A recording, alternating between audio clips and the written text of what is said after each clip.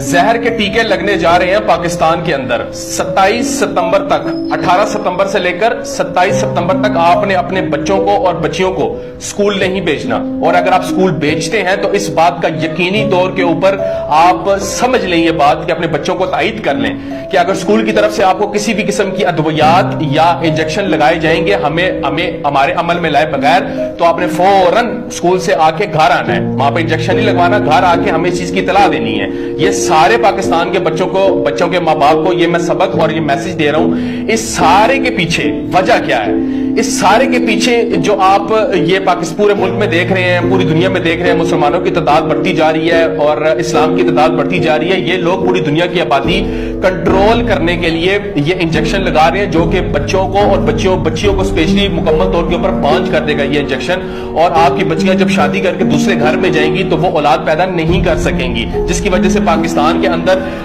جو ہے